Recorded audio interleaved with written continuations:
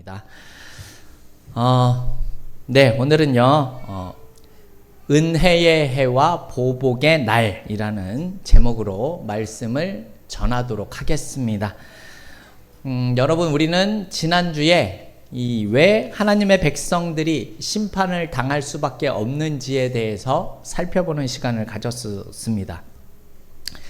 하나님의 백성들이었지만 이들은 우상을 숭배했고 세상적인 힘을 추구했으며 또 하나님이 아닌 세상을 의지하는 그런 시간들을 보내온 이 백성에게 하나님께서 징계를 내리실 수밖에 없었다라는 내용이었지요.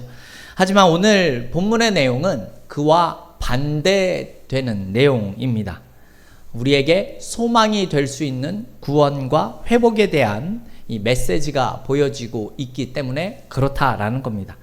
메시아이신 예수님의 오심에 대해서 예언하고 있고, 이 메시아가 오시면 어떠한 일들이 일어날 건지에 대해서 오늘 말씀하고 있기 때문에 그렇습니다. 그래서 오늘 본문 우리가 다 같이 읽어봤지만 1절에서 2절 말씀은요, 예수님께서 이 누가복음에서 공생애를 시작하실 때 가장 먼저 읽으신 그런 말씀입니다. 누가복음 4장 18절 19절에서 오늘 본문 1절과 2절의 내용이 아주 동일하게 나타나고 있습니다. 예수님이 이 이사야의 말씀을 읽으신 거죠. 안식일에 갈릴리에 있는 회당에 가셨을 때 오늘 우리가 읽었었던 이사야 이 61장 1절과 2절의 말씀을 읽으시고서 하시는 말씀이 무엇이었냐 하면요, 이 글이 오늘 너희 귀에 응하였느니라 라고 말씀하셨습니다. 그러니까 무슨 말이냐면 이 글이 이루어졌다라는 뜻입니다. 그러니까 이 예수님을 통해서 이 메시아를 예언한 말씀이 지금 이루어졌다라는 사실을 이야기한 것이죠. 그래서 오늘 본문 내용은 이 메시아가 이 땅에 오셔서 하실 일들에 대한 내용들을 기록하고 있는데요. 이 본문의 내용을 우리가 살펴봤지만 이 배경을 우리가 생각을 해보게 되면 이스라엘 백성들이 그러니까 정확하게는 유다죠. 이 유다가 바벨론에 의해서 멸망을 당하고 포로로 잡혀간 후에 다시 돌아온 직후의 상황을 오늘 본문이 이야기하고 있다라는 겁니다. 그러니까 바벨론에 의해서 지금 유다가 멸망을 하지 않았습니까? 722년에. 그죠? 여러분, 나라가 멸망당하면 삶이 어떻겠습니까? 매우 끔찍한 삶을 살아가지 않겠습니까? 그죠? 가족과 친지들 중에서는 대부분 많은 사람들이 죽임을 당했을 것이고, 그나마 목숨을 건진 사람들은 이제 바벨론의 포로로 끌려가는 겁니다. 여러분, 포로로 남의 나라에 잡혀가서 사는 삶이 즐겁고 행복하겠습니까? 그렇지가 않죠. 그래서 어떻겠습니까? 그들은 이 땅으로 다시 자신의 고향으로 돌아올 날을 손꼽아 기다리는 삶을 살았을 겁니다. 그래서 그때 상황을 이 시편의 시인은 이렇게 표현을 하기도 합니다. 시편 137편 1절에 보게 되면 이런 표현이 나오는데요. 우리가 바벨론 여러 강가 거기 앉아서 시온을 기억하며 울었도다 라는 표현이 나옵니다. 그러니까 여러분 생각을 해보십시오. 이방인들의 압제 속에서 거기서 그들이 무엇을 할 수 있겠습니까? 하나님 앞에 제사를 마음대로 드릴 수 있겠습니까? 찬송을 마음대로 할 수 있겠습니까? 아무리 죽도록 일을 해도 그들이 열심히 일하니까 많은 물질을 손에 쥘 수 있었겠습니까? 그렇지 않았겠죠. 포로로 잡혀온 자들의 삶은 그냥 우리가 살아가는 삶보다 훨씬 더 고달프고 힘든 삶일 겁니다. 점점 나이가 들고 시간이 들면서 이제 고향으로 돌아가지 못하나 보다라는 체념이 들었기도 했었을 겁니다. 그리고 이방인들은 이렇게 이 백성들을 조롱했습니다. 야, 너희가 믿는 그 하나님 어디 있느냐? 이렇게. 그러면서 하는 말이 너희 노래를 불러서 우리를 좀 기쁘게 해줘라. 이런 조롱을 당하기도 했었습니다. 그러니까 나라를 잃은 서름뿐만이 아니라 포로 생활을 해야 하는 그런 고달픔이 그들로 하여금 이 강가에 가서 눈물을 흘릴 수밖에 없는 상황이 되었다라는 겁니다. 그런데 하나님은 약속을 하셨죠. 그런 눈물을 흘린 후 70년 후 이스라엘 이 백성들로 하여금 다시 고향으로 돌아올 수 있도록 우리가 고레스 칙령이라는 고레스 왕의 칙령을 통해서 이들이 다시 돌아오는 그 모습을, 그 소식을 들었을 때 이들은 말로 할 수 없는 기쁨을 누리게 되었을 겁니다. 그때 상황을 또 시편 126편의 시인은 이렇게 표현을 하기도 합니다. 여호와께서 시온의 포로를 돌려보내실 때에 우리가 꿈꾸는 것 같았도다. 그때에 우리 입에는 웃음이 가득 찼었고 우리 혀에는 찬양이 찼었도다. 이렇게 이들이 표현을 했었습니다. 그러니까 기쁨과 설렘과 감격을 가지고 고향으로 돌아올 수 있게 되었다라는 겁니다. 여러분, 고향으로 돌아오면 기쁘죠? 근데 고향에서 사는 삶은 어떨까요? 좋을까요? 근데 현실이 매우 암담한 현실이 놓여집니다.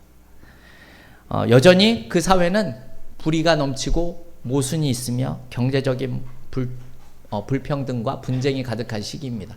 여러분, 나라가 없어지고 살던 체계가 다 무너진 상태예요. 모든 것들을 새롭게 만들어야 하고 지어야 하는 그런 위치에 다시 돌아오게 된 삶은 녹록한 삶이 아닙니다. 꿈을 안고 기쁨과 설렘으로 돌아왔지만 그들의 삶은 다시 절망을 안겨줄 수밖에 없는 상황이었다라는 겁니다. 이럴 때에 하나님께서 이사야 선지자를 통해서 오늘 본문의 말씀을 주고 계신다라는 겁니다.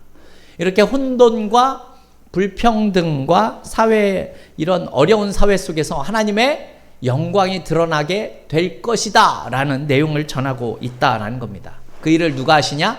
메시아께서 그 일을 행하실 것이다 라고 말씀하는 내용이 오늘 본문에 나온다라는 거죠. 자, 그래서 오늘 1절 말씀 우리 같이 한번 읽어보겠습니다. 오늘 1절 우리 함께 읽겠습니다. 주 여호와의 영이 내게 내리셨으니 이는 여호와께서 내게 기름을 부으사 가난한 자에게 아름다운 소식을 전하게 하려 하심이라. 나를 보내사 마음이 상한 자를 고치며 포로된 자에게 자유를, 갇힌 자에게 노임을 선포하며. 아멘. 여러분, 메시아가 오시면 어떤 일이 벌어진다고요? 마음이 상한 자를 고치신다라고 이야기합니다. 또 여러분, 이 마음이 상한 자라는 말의 의미는 무엇일까요? 왜 마음이 상했을까요? 이 땅에 돌아온 이 사람들이 특별히 지금 이 세상의 권력을 잡고 있는 권력자들이나 압제자들로 인해서 사실 그들의 마음은 살기 힘든, 그러니까 뭐 쉽게 말씀하면 너무 힘들어서 마음이 갈기갈기 찢어진 사람들을 표현하는 그런 뜻입니다. 이스라엘 백성들이 어떻겠습니까? 포로로 70년을 살다 돌아왔을 때 포로의 삶이, 마음이 찢어지는 삶이 살았겠죠. 그런데 돌아와서도 그들의 삶은 마음이 찢어질 만한 그런 상황이 되었다라는 겁니다. 설렘을 가지고 기쁨을 가지고 돌아왔는데 여전히 이 사회가 예전과는 다른 불평등과 압제, 이런 모습 속에서 편하게 살아갈 수가 없었다라는 겁니다. 이렇게 마음이 찢긴 자들의 그 마음을 지금 메시아가 고쳐주시겠다라고 말씀하는 내용이다라는 겁니다. 그 상처난 것을 싸매주시겠다라고 말씀하고 있다라는 겁니다. 여러분, 이런 내용 들으면 그냥 그런 일들을 하시는구나 이렇게 생각을 하실 수 있잖아요. 그죠? 근데 여기서 우리가 조금 하나 생각을 해봐야 할 내용이 무엇인가 하면요, 여러분, 하나님이 먼저 지금 찾아가시는 사람이 어떤 사람이라고요? 지금 가난한 자를 찾아가시겠다라고 말씀하고 있는 겁니다. 상한 자를 고치신다라고 말씀하고 있다는 거죠. 갇힌 자에게는 노임을 선사하시겠다라고 말씀하십니다. 여러분, 저는 하나님이 참 좋으신 분이다라고 말씀을 드리는 이유, 생각하는 이유가 여기에 있는 겁니다. 여러분, 이 세상을 보십시오. 이 세상은 많은 것을 가진 사람들과 대단한 위치에 있는 사람들이 찾아다닙니다. 그죠? 그런데 여러분, 하나님은 다릅니다. 우리가 매우 잘 준비되어져 있고 무언가를 아주 잘하고 있고 대단한 것을 소유하고 있을 때 나를 찾아오시는 분이 아니시다라는 겁니다. 하나님은요, 내가 실패했을 때에도 나를 찾아오시는 분이시랍니다. 하나님은 내가 고통을 당하고 있을 때에도 나를 찾아오시는 분이십니다. 내가 아픔을 당하는 그 순간에서 나를 찾아오시는 분이시다라는 겁니다. 오셔서 어떻게 하십니까? 아름다운 소식을 전하시고 상한 것을 고쳐주시고 자유를 허락해 주시는 분이시다라고 말씀하고 있다는 거죠. 여러분, 죄로 무너져 있는 사람에게 용서를 주시고 절망 가운데 있는 사람들에게는 소망을 주시는 분이시다라는 것이죠. 누가 이런 일을 한다고요? 우리에게 오신 메시아를 통해서 메시아가 우리에게 이런 놀라운 일을 행하시겠다라는 겁니다. 그래서 예수님께서 이 사명을 지금 선포하셨다라는 겁니다. 여러분, 하나님은 그냥 단순하게 잘 됐어, 괜찮아, 잘 될 거야. 여러분, 이게 하나님의 은혜가 아닙니다. 여러분, 하나님의 은혜는요, 망가진 것을 다시 세우는 것이 하나님의 은혜의 능력입니다. 여러분, 죽은 우리를 다시 살려내는 것이 그 구원의 은혜라는 말입니다. 우리의 삶을 새롭게 바꿔주시는 능력이 바로 하나님의 은혜다라는 것이죠. 여러분들, 이 하나님을 믿으십니까? 네. 그래서 1절에 이런 표현이 등장하는 겁니다. 포로된 자에게 자유를. 여러분, 포로된 사람들이 제일 원하는 게 무엇이겠습니까? 자유롭게 사는 것 아니겠습니까? 그렇죠? 그 자유를 하나님이 주시겠다라는 겁니다. 실제로 하나님은 우리 인간에게 묶여있는 것들을 풀어주시는 분이십니다. 여러분, 예수를 모르는 분들에게는 하나님께서는 죄의 사슬을 풀어주시는 분이십니다. 또 어떤 분들에게는 두려움의 사슬을 풀어주시기도 합니다. 어떤 분들에게는 상처라는 사슬을 풀어주시는 분, 바로 이러한 일을 행하시는 것이 우리 메시아시다라는 겁니다. 그리고 이어서 이렇게 말씀을 하죠. 우리 2절 말씀도 같이 한번 읽어보겠습니다. 2절입니다. 여호와의 은혜의 해와 우리 하나님의 보복의 날을 선포하여 모든 슬픈 자를 위로하되. 아멘. 이렇게 말씀하고 있습니다. 메시아가 오시면 어떻게 된다고요? 은혜의 해를 선포하고 보복의 날을 선포하신다라는 겁니다. 여기서 은혜의 해라는 말은요, 간단하게 말하면 성경에 희년이라고 나옵니다. 희년을 선포하시는 건데, 여러분, 희년이 뭐죠? 이 안식일이 7번 지난 다음 해, 즉 50년이 되는 해를 희년으로 선포하게 됩니다. 안식년은 7년마다 주어지죠. 7년째가 안식년입니다. 그리고 이 7년이 7번 49년이 지난 다음에 그 해를 희년으로 지정을 했는데요. 여러분, 희년이 되면 무슨 일이 일어납니까? 경작지는 휴경합니다. 그러니까 땅도 쉬는 겁니다. 노예들은 해방을 맞습니다. 그리고 채무가 있었던 사람들에게는 채무가 면제되는 것이 바로 희년입니다. 그러니까 희년의 의미는 용서가 나타나고 회복이 나타나고 새로운 시작이 가득한 것을 의미하는 것이 바로 희년입니다. 그런데 한마디로 이 희년은 모든 것이 정상화되는 것이 바로 희년의 의미다라는 겁니다. 그러니까 메시아가 오시면 이와 같이 모든 것을 그렇게 회복시켜 주시겠다라는 겁니다. 매여 있는 자들에게 해방을 주시고 그 묶인 자들에게는 자유를 주시는 이 놀라운 일을 메시아가 이루시겠다라는 겁니다. 너무나 감사한 일이죠. 그리고 이렇게 은혜의 해뿐만이 아니라 무슨 날이 선포되고 있죠? 보복의 날이 선포된다라고 이야기를 합니다. 보복의 날이라는 말은 그냥 말 그대로 하나님께서 보복을 해주시는 날을 이야기를 하는 겁니다. 하나님 좀 무서운 분 아니신가? 라는 의미가 들 수 있는 그런 표현이라고도 생각이 드는데, 여러분, 이런 거예요. 지금까지 힘이 없어서 모든 어려움이나 억울함을 당했었던 사람들, 그 사람들에게 하나님께서 공의를 행하시겠다라는 의미인 겁니다. 그러니까 생각을 해보십시오.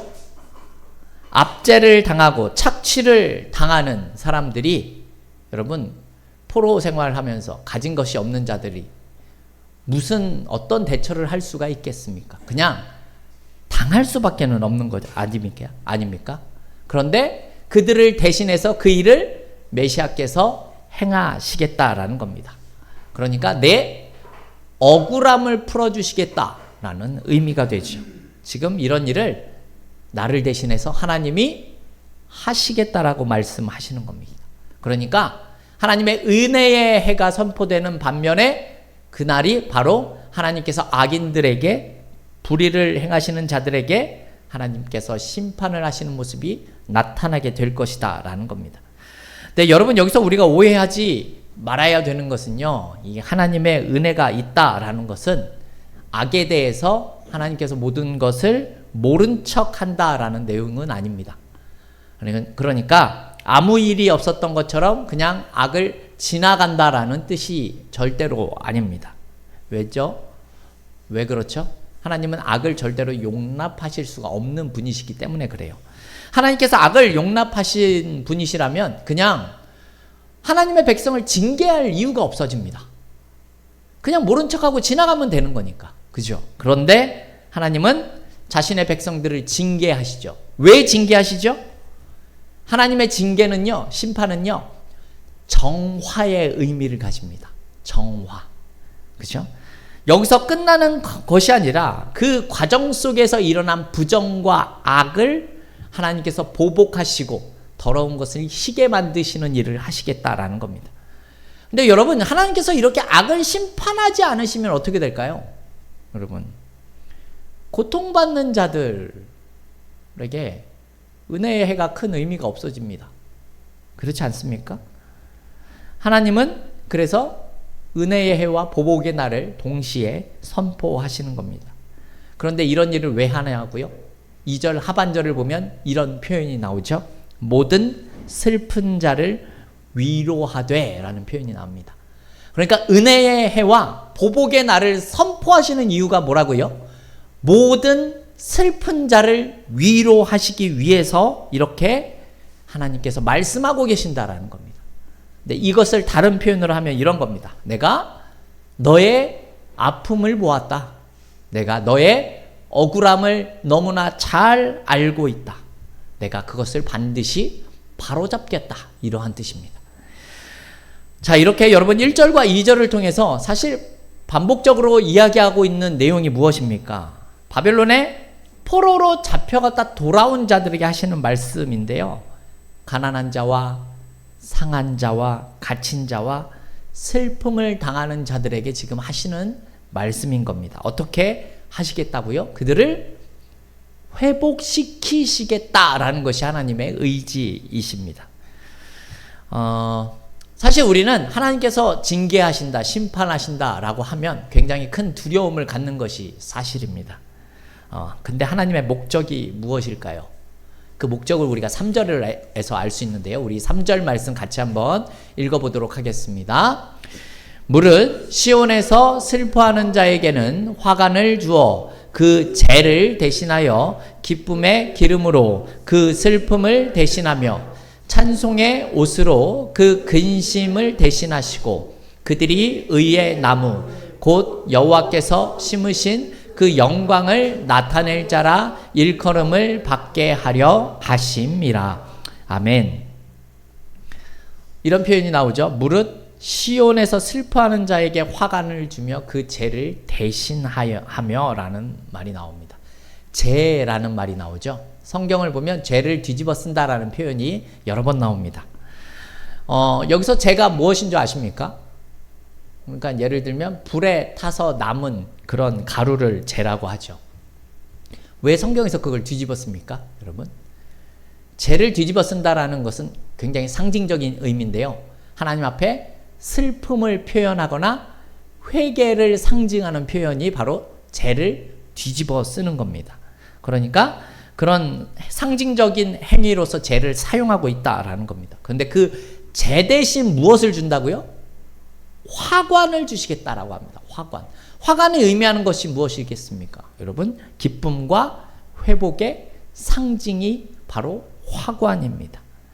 하나님은요, 우리의 인생에 있어서 무너진 그런 부분을 찾아오셔서 그것을 바꿔주시는 분이시다라는 것이죠.